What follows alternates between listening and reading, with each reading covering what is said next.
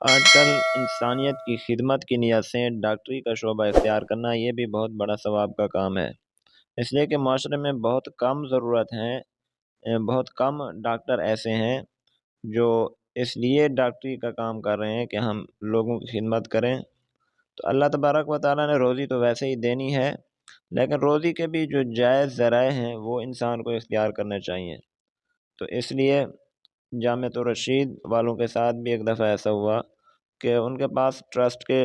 پیسے تھے، تو انہوں نے ان کے ساتھ ہسپتال کھول لیا تاکہ مخلوق خدا کی اس شعبے میں بھی خدمت ہو سکے۔ تو جب انہوں نے ڈاکٹر رکھے ہسپتال میں تو کوئی بھی ان کو ان کے معیار کا ڈاکٹر نہیں ملا۔ معیار کا مطلب یہ ہے کہ جس طرح صداقت، امانت داری، دیانت داری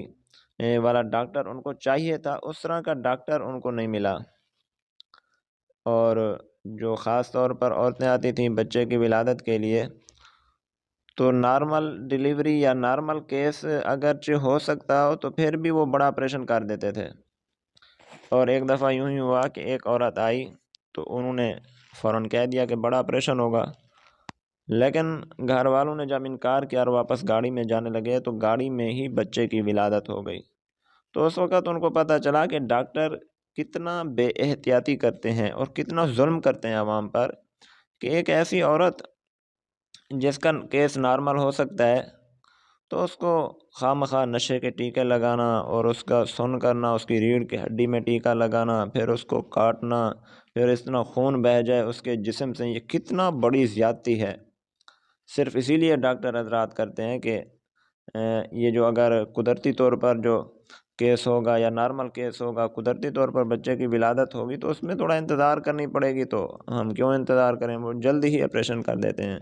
اور یہ انسانیت کا ساتھ بہت بڑا ظلم ہے، اس کے ساتھ اس کے لیے احتجاج کرنا چاہیے اس کے خلاف۔ تو ڈاکٹر حضرات نے جب اتنا غفلت برتی تو جامعۃ الرشید والوں نے جو ہے اپنا ہسپتال ہی بند کر دیا کہ جب ہمیں ڈاکٹر صحیح نہیں ملتے تو ہم لوگوں کے پیسے ایسے کیوں خواہ مخواہ خراب کریں، لوگوں کے پیسوں سے ہم کیوں دو نمبر کام کریں ان ڈاکٹروں سے۔ تو انہوں نے ہسپتال ہی بند کر دیا کہ خدمت کا کوئی اور شعبہ کھول لیتے ہیں۔ تو یہ ہسپتال انہوں نے بند کر دیا اسی لیے کہ امانت دار، دیانت دار ڈاکٹر جو ہے وہ ان کو نہیں مل رہا تھا، جبکہ رسول پاک صلی اللہ علیہ وسلم نے اس بارے میں بڑی احتیاط کا حکم دیا ہے کہ مسلمان کو سلامت رکھنا، ایک مسلمان دوسرے مسلمان کو صحیح سلامت رکھے، اپنے ہاتھ سے، زبان کی تکلیف سے اس کو محفوظ رکھے، یہ بہت زیادہ ضروری ہے اور شرعاً مطلوب ہے۔ اگر کسی نے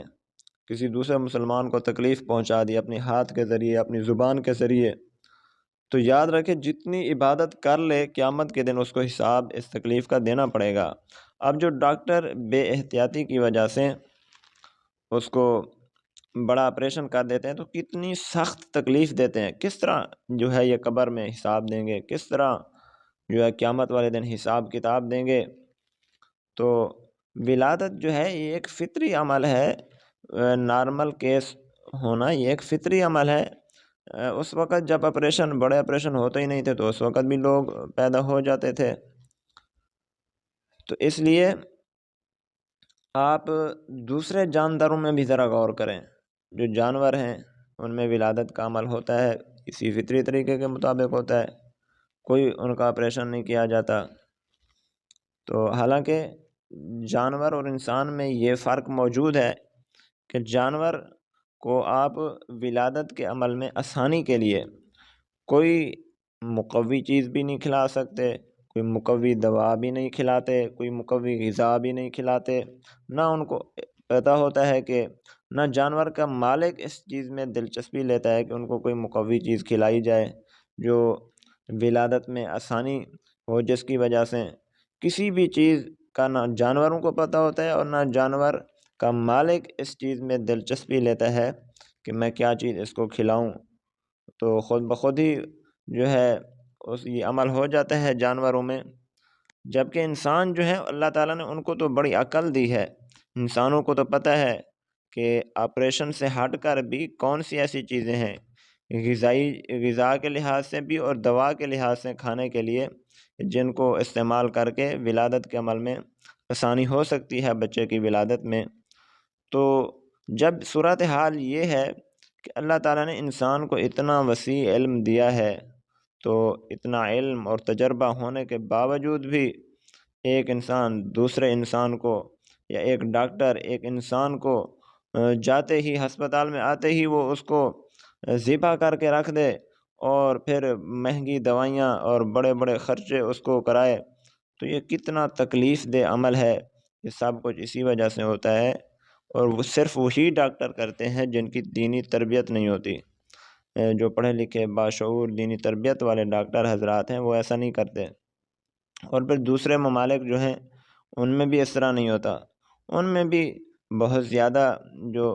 کیس ہیں وہ نارمل ہی ہوتے ہیں۔ ہاں، اگر کسی عورت کی کوئی خاص مجبوری ہے، کوئی ایسی بیماری میں مبتلا ہو گئی، کوئی ایسی تکلیف میں مبتلا ہو گئی کہ اس کا نارمل کیس ہو ہی نہیں سکتا، پھر تو ٹھیک ہے،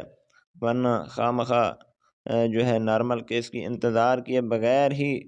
جلد از جلد آپریشن کر دینا انسانیت کے ساتھ بہت بڑا ظلم ہے، اور اس کے خلاف جتنا احتجاج کیا جائے وہ کم ہے۔ اللہ رب العزت نے انسان کو درد دل کے لیے پیدا فرمایا ہے، تو اس لیے ڈاکٹری کا جو ٹیسٹ لیا جاتا ہے، تو اس میں بھی ٹیسٹ لینے والے حضرات کو اس چیز پر غور کرنا چاہیے کہ ہم ایک آدمی جس کو ہم ڈاکٹری کے لیے منتخب کر رہے ہیں، MBBS میں داخلہ دے رہے ہیں،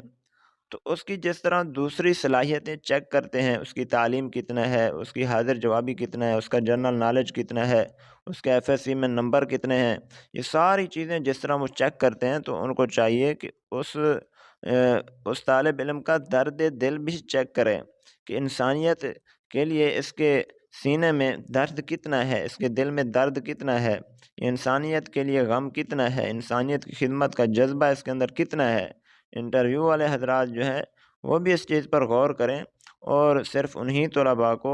منتخب کریں اس شعبے کے لیے جن کے دل میں درد ہے، انسانیت کی خدمت کا جذبہ ہے، تو وہی حضرات ہی یہ کام کر سکیں گے۔ اور خاص طور پر ہر آدمی کو اس چیز کا علم حاصل کرنا چاہیے کہ علاج بالغذا پر جو کتابیں ہیں ان کا مطالعہ کرنا چاہیے، یعنی غذائی لحاظ سے ہمیں پتہ ہونا چاہیے کہ کون سی غذا ہے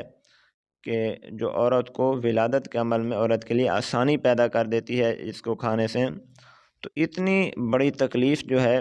اگر تھوڑا سا ہم غور فکر کر لیں، یا ڈاکٹر حضرات تھوڑی سی محنت کر لیں، غور فکر کر لیں، تو عورت بیچاری کو اتنی بڑی تکلیف سے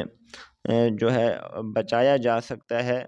جو ایک ملک میں ایک دن میں پتہ نہیں کتنی عورتوں کو اس تکلیف سے گزارا جاتا ہے، تو ان کے لیے آسانی پیدا ہو سکتی ہے۔ اللہ رب العزت ہمیں ایک دوسرے کا